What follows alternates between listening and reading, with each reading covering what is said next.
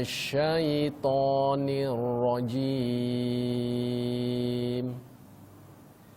بسم الله الرحمن الرحيم الله لا إله إلا هو الحي القيوم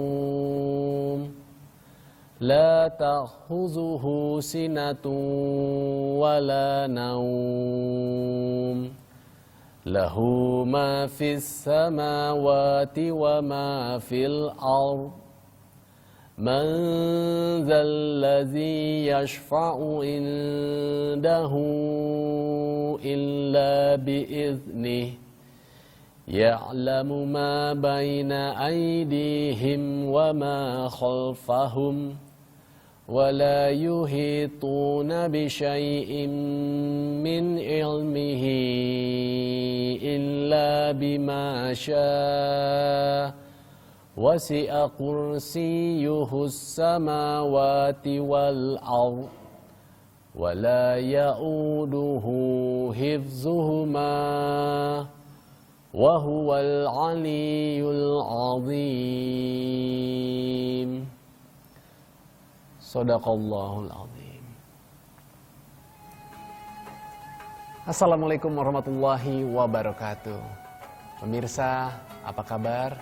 Semoga kita semua selalu dalam lindungan Allah Subhanahu wa taala. Senang sekali, saya Adrian Maulana, kita jumpa lagi kali ini, dan ayat yang baru saja saya bacakan tadi ini adalah ayat kursi, ayat yang berada di dalam surat Al-Baqarah di ayat 255 yang sering tentunya Anda baca. Dan hari ini kita akan membahas mengenai ayat kursi, karena dikatakan ayat kursi ini begitu agung, bahkan keagungannya melebihi langit beserta bumi beserta isinya.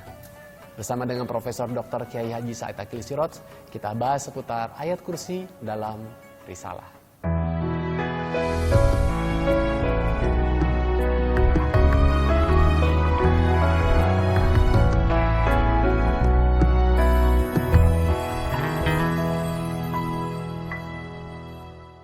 Assalamualaikum warahmatullahi wabarakatuh. Waalaikumsalam warahmatullahi wabarakatuh. Bagaimana kabarnya Pak Said? Alhamdulillah. Sehat ya? Alhamdulillah, mudah-mudahan semuanya. Amin, amin ya rabbal alamin. Pak Said, ini saya sempat ada membaca sebuah hadis riwayat Muslim. Jadi dikatakan di situ bahwa ada satu ayat yang paling agung di dalam Al-Quran, yaitu ayat kursi yang sering kita baca gitu kalau kita zikiran gitu. Benarkah demikian ayat kursi Pak Said? Bismillahirrahmanirrahim. Suatu ketika Rasulullah memanggil sahabat Abdullah ibnu Abbas. Ya Ibnu Abbas, maukah kamu saya tunjukkan ayat dalam Al-Quran yang lebih nilainya itu lebih daripada alam semesta. Dengan segala kekayaan alam semesta ini, dengan segala makhluk Allah, langit, bumi, laut, gunung, semuanya, manusia, malaikat, jin, itu tidak ternilai, tidak sebanding dengan satu ayat ini. Ayat ini lebih mulia daripada itu semuanya. Ya Rasulullah, ya saya mau diajari itu. Apa? Ayat itu. Saya lupa redaksi hadis bahasa Arabnya, lupa, tapi saya masih ingat begitu. Ya, hadis sahih. Bahkan Rasul mengatakan, barang siapa membaca ayat kursi pagi, maka selama siang hari itu tidak akan tergoda atau digoda oleh setan-setan maring, setan yang kurang ajar, atau jin yang nakal, atau termasuk juga sihir yang dikirim, black magic yang dikirim oleh seseorang melalui jin yang diperintah untuk mengirim sihir, itu tidak akan berhasil. Dan barang siapa membaca ayat kursi sore, maka juga satu malam itu akan terjaga dari itu semua. Oke, itu kan latar belakangnya.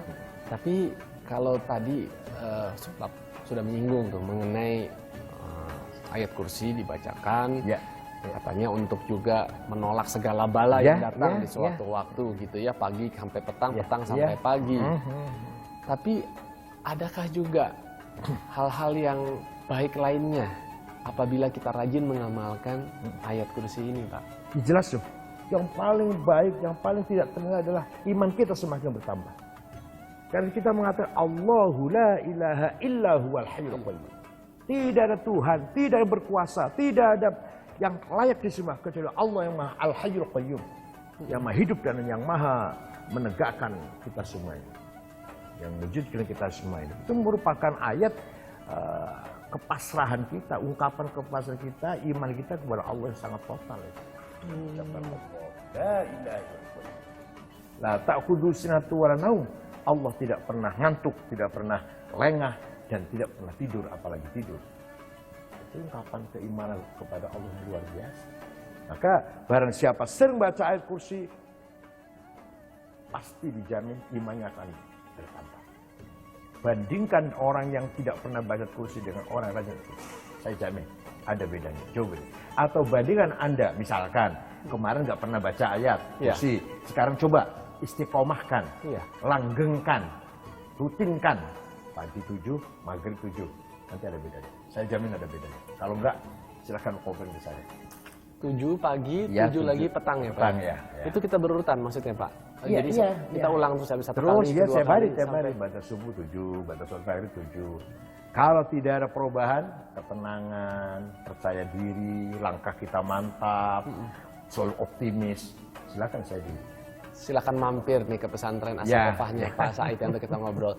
Tapi juga yang menarik bahwa mungkin Anda juga sering melihat, tidak hanya saya, ada orang-orang yang justru memasang ayat kursi itu di depan pintu rumah karena katanya untuk menolak adanya bala hal-hal baik, tapi hanya ditaruh saja. Mampukah itu? Artinya setan-setan atau bala itu untuk tidak masuk ke dalam rumah? Setelah yang satu ini.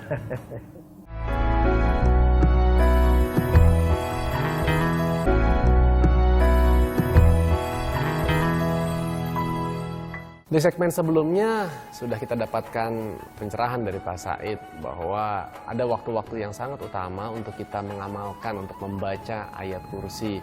Di pagi hari kita akan terjaga hingga petangnya, begitupun juga dari petang hingga ke pagi hari. Baca itu 7 di pagi, 7 di petang. Nah, apabila memang belum mendapatkan ada kebaikan, kita datang nanti ketemu Pak Said. Pak Said, tadi saya sempat juga menyinggung tuh Pak Said, karena saya sering lihat itu adanya ya stiker-stiker yang dipasang di depan bangunan tertentu dengan ya alasan itu adalah untuk menolak bala. Apakah itu memang ampuh ya Pak ya untuk bisa mengatasi itu? Setahu saya secara nas, secara teks tidak ada hadis yang menjelaskan itu. Yang ada kan ruqyah, membaca. Ada banyak sekali cerita hadisnya, banyak cerita kejadian. Sahabat Abu Hurairah mengobati orang yang sedang kena jin, bacaan ayat kursi, dibacakan. Kemudian disembuhkan, sembuh. Ada kejadian. Beberapa sahabat terjadi seperti itu pula. Kiai-kiai pun kita sering menyaksikan. Ada santri kesurupan, ada murid-murid kesurupan, baca ayat kursi. Nah, yang saya tidak tahu, sampai sekarang belum tahu lah atau tidak tahu, kalau ayat kursi ditulis, kemudian ditaruh di pojok rumah atau di atas pintu, konon katanya untuk menyingkirkan setan-setan atau orang yang akan mengirim black magic ke kita. Saya pikir begini deh, begini. Gimana Pak? Ini jalan tengah. Barang siapa ketika menulis ayat kursi tersebut dengan membaca, nggak sendirian tulis ayat kursi, tapi dengan membaca. Baca 7 kali, tapi ditulis 7 kali. Kemudian itu dilipat, ditaruh di atas pintu. Insya Allah berkah bacaannya itu akan masih ada di sana. Tapi kalau aja nulis nggak pernah dibaca, nah itu yang sia-sia. Ya, ini sepertinya saya sering membacanya setiap habis sholat. Ya. Namun jujur nih Pak Said, belum memaknai isi dari ayat kursi itu. Sebenarnya ada nasihat ataupun ada pesan ataupun termasuk juga perintah apa-apa saja sih. Boleh nggak kita bedah sama-sama Pak ya? Di surat Al-Baqarah kalau nggak salah di ayat 255 ya Pak ya. Kalau dari surat, maksud saya dari ayat kursi itu Pak. Kan kalau kita coba dari yang pertama ya Pak itu ya. ayatnya bukan ayat syariat ya, bukan ayat perintah ritual ibadah, tapi ayat keimanan, akidah itu. Akidah. Dari awal sampai akhir itu. Allahu la ilaha illa huwal hayyul qayyum. Allah tidak ada Tuhan yang layak disembah, yang berhak disembah kecuali Allah. Yang maha hidup selama-lamanya, tidak akan mati, tidak akan menjumpai kematian. Al-Qayyum, yang menegakkan kita semua, mewujudkan yang lain, menghidupkan yang selainnya. La ta'khudhuhu sinatu wala naum. Tidak pernah menimpa kepada Allah ngantuk apalagi tidur. Lengah sedikit pun Allah tidak terjadi. Karena kalau Allah lengah sepersepuluh dari satu detik, alam semesta sudah hancur kan. Ya. Alam ini bisa masih teratur, planet-planet tidak tabrakan, semua masih teratur lah. Itu berkat tadbirullah, tadbirum minallah, manajemen dari Allah. Melalui para malaikatnya, melalui sunnahnya. Oleh karena itu Allah tidak pernah ngantuk satu detik pun atau seberapa pun lah, tidak pernah. Bagi Allah, milik Allah, di tangan Allah lah semua yang ada di langit dan bumi. Man dzalladzi yashfa'u 'indahu illa bi'idznih. Tidak ada yang bisa memberikan pertolongan satu kepada yang lainnya kecuali dengan izin Allah. Maka kalau sudah Allah mengizinkan, siapapun bisa memberi syafaat kepada selainnya. Termasuk yang diizinkan, jelas dalam Al-Quran ada, adalah Rasulullah. Rasulullah SAW diberi izin. Ketika Rasulullah memintakan ampun kepada Allah, dosanya si A, Allah pasti mengampuni. Al-Quran mengatakan, walau annahum idzalamu anfusahum ja'uka fastaghfirullaha wastaghfar lahumur rasul lawajadullaha tawwabar rahim. Seandainya orang-orang yang zalim, orang yang bergelimang dengan dosa yang banyak dan besar datang kepadamu Muhammad dan mereka fastaghfirullah, mereka istighfar, minta ampun kepada Allah, wastaghfar lahumur rasul, dan Rasul pun ikut memintakan maghfirah, ampun untuk mereka, lawajadullah tawwabar rahimah. Pasti, ini lamnya lam mengenai pasti. Lawajadullah tawwabar rahimah, pasti Allah akan mengampuni. Tapi itu hanya berlaku untuk Rasulullah. Begini, di nas Qur'annya hanya Rasulullah. Nah, banyak sekali para ulama yang menganalogikan. Menganalogikan begini, siapa tahu orang soleh juga bisa mendapat izin dari Allah berucap kepada orang lain. Siapa tahu. Nah, demikian pula syafaat. Yang ada di Qur'annya Rasulullah. Pasti diberi wewenang, hak prerogatif untuk Rasulullah memberikan syafaat kepada yang lain. Bahkan nanti di akhirat pun ada namanya asy-syafa'atul kubra, big syafaat, the big syafaat. Ketika orang baru bangun dari kuburan, dari alam kubur, berdesak-desakan, berkeringat-keringat, panas, berdesakan, tidak ada yang bisa membubarkan atau melanjutkan proses itu kecuali Rasulullah. Minta kepada Allah, ya Allah, lanjutkan proses ini, baru masuk pindah ke proses sidang, hisab, diperiksa amalnya masing-masing. Fa'idha hum min adzati ila rabbihim yansilun. Semua orang mati ketang dari kuburan, berdesak-desakan yansilun, keringat, panas, dan enggak karu-karuan, dalam keadaan yang tidak jelas. Rasulullah lah yang bisa meminta kepada Allah agar ada tindak lanjut, segera tindak lanjut. Kalau kita jangan dulu digantung lah, ayo diadilah. Iya. Nah, waktu itu semua nabi juga nggak bisa memberikan pertolongan kepada umat manusia. Rasulullah yang bisa. Nah, demikian pula minta syafaat kepada Rasulullah ada di Qur'annya. Harus percaya kita harus percaya. Qur'annya ada. Walau annahum idzalamu anfusahum ja'uka.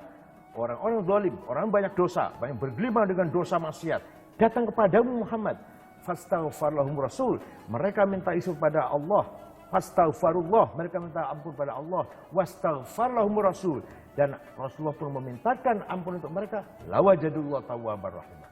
Jadi kita pergi ke Madinah, istighfar kepada Allah di depannya Rasulullah, di sampingnya makam Rasulullah, di Raudhah sana. Bukannya kita menyembah makam. Tidak, siapa yang bilang nyembah? Enggak ada orang Islam nyembah kuburan. Enggak ada. Tanya pada orang ziarah kubur. Apakah Anda nyembah kuburan? Nggak ada yang jawab, saya nyembah pada Sunan Ampel, nggak ada. Nah, semoga pernyataan tadi dari Pak Said ini juga harus bisa mematahkan pendapat dari saudara-saudara kita yang mungkin mengatakan bahwa mereka saudara-saudara kita yang melakukan kebiasaan untuk mengunjungi makam sunan-sunan, para wali, guru-guru besar, itu bukanlah menyembah kuburannya, bukanlah meminta ampun kepada yang artinya ada di depan situ, tapi justru adalah mereka berharap karena memang di Al-Quran Rasulullah ini mendapatkan semacam istilahnya itu Pak Hak prerogatif. Hak prerogatif gitu untuk bisa memberikan syafaat gitu, atas dosa-dosa kita, makanya itu kita lakukan gitu. Jadi mudah-mudahan ini menjadi satu ilmu tambahan buat kita, dan apalagi janganlah cepat untuk kita mengatakan seseorang ini kafir, seseorang ini masuk neraka dengan melakukan ada tindakan-tindakan yang tidak ada dalilnya seperti itu. Mudah-mudahan kita akan sambung lagi masih dengan topik mengenai ayat kursi setelah yang satu ini.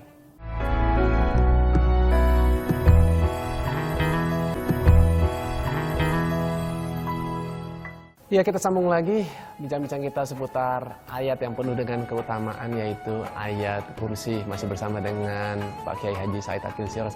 Pak Said, kita lanjutin nih, ya kan? Tadi kita lanjutin ayatnya yang ini. Ya'lamu ma baina aidihim wa ma khalfahum. Allah mengetahui apa yang ada di kanan kiri kita dan apa yang di belakang kita. Allah mengetahui apa yang ada di kanan kiri makhluk di muka bumi ini dan apa yang di belakangnya. Artinya apa? Artinya di sini ayat menegaskan bahwa Allah alimus sirri wal akhfa, alimul jahri wal khafa. Allah itu mengetahui apa saja yang kita rahasiakan atau kita utarakan ya, atau kita ungkapkan atau kita terang-terangan. Iya, iya. Jangankan perilaku, khatiru qulubikum, lintasan yang ada di benakmu, Allah tahu. Pun kalau kita tidak merasa, kita harus sadar bahwa Allah ini mengawasi kita juga, gitu ya Pak ya. Lanjut Pak, wala yuhituna ya Pak. Wala yuhituna bi syai'in min 'ilmihi ya. Illa bima syaa. Tidak ada siapapun orang yang bisa berilmu, mendapatkan ilmu lah, kecuali apa yang sudah dikehendaki oleh Allah. Nah, ini ayat menentukan bahwa wa fawqa kulli dzi ilmin alim. Setiap orang yang berilmu, di atasnya ada lagi yang lebih berilmu. Puncaknya adalah wahyu. Wahyu adalah khas spesial untuk para rasul dan para nabi. Wahyu puncaknya adalah Allah. Itu pun Allah menegaskan kepada Nabi Muhammad, wa ma utitum minal ilmi illa qalila. Tidak kuberikan kamu ilmu kecuali sangat sedikit. Jadi ayat ini menunjukkan bahwa kita tidak boleh sombong. Kita tidak boleh takabur kalau kita menjadi sarjana. Kita sudah punya ilmu menguasai bidang kita. Itu baru sedikit. Maka sebenarnya orang yang semakin berilmu akan semakin rendah hati. Dokter yang semakin mendalami anatomi tubuh manusia akan semakin tercengang, akan semakin bingung, akan semakin apa ini yang kita ketahui semakin nggak jelas, karena ilmu Allah sangat luar biasa. Baik Pak, kita lanjutkan. Wasi'a kursiyuhus samawati wal ardh. Nah tadi alam kursi yang makna letterlocknya itu tempat duduk, tapi tidak boleh diartikan tempat duduk. Tempat bersemayamnya perintah Allah, amrullah itu tadi. Nah, tempat amrullah itu tadi meliputi lebih luas, lebih lebar, meliputi semua langit dan bumi. Wala ya'udu hifdzuhuma, dan alam kursi ini selalu menjaga menjagalah stabilitas alam semesta, langit dan bumi itu. Wa huwal 'aliyyul 'azim, sudah bar tentu puncaknya adalah penegasan bahwa Allah Maha Mulia, Allah Maha Agung. Itu tekanan akhir dari cerita dari awal. Oleh karena itu ayat kursi adalah ayat akidah. Ayat yang memberikan pengajaran kepada kita agar kita semakin beriman kepada Allah, semakin harus kita merasakan ilmu Allah, pengawasan Allah yang akan selalu mengawasi kita, karena Allah tidak pernah lengah, tidak pernah tidur, tidak pernah lupa, tidak pernah kelewat ya. Inna nahnu al-mauta wa nahnu ma qaddamu wa atharahum wa kullu syai'in ahsaynahu fi imamin mubin. Ya, saya menghidupkan orang mati saya hidupkan kembali, dan kalau kita hidupkan bukan begitu saja selesai, bukan, wa nahnu ma qaddamu, apa yang mereka amalkan tercatat. Wa kullu syai'in ahsaynahu fi kitabim mubin.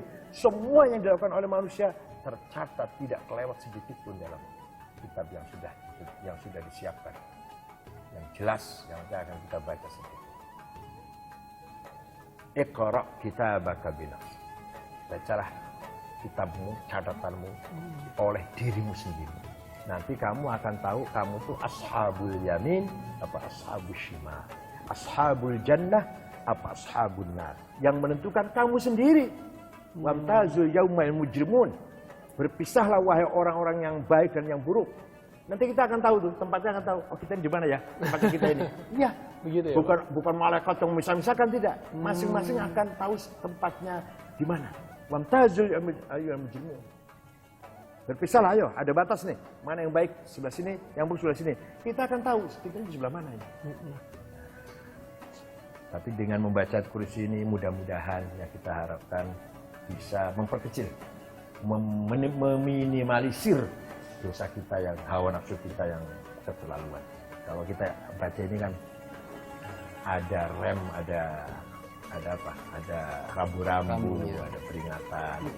Baik, terima kasih banyak Pak Said masukannya mengenai ayat kursi ini, karena sering kali kita baca termasuk saya tapi belum memaknai artinya. Tentu setiap ayat akan lebih berkah kita bisa membacanya, apalagi tadi dikatakan kita mampu menuliskannya dengan penuh keyakinan dan kemudian kita amalkan dalam kehidupan sehari-hari. Ayat kursi ini merupakan ayat yang begitu agung, bahkan dikatakan ini lebih mulia daripada alam semesta.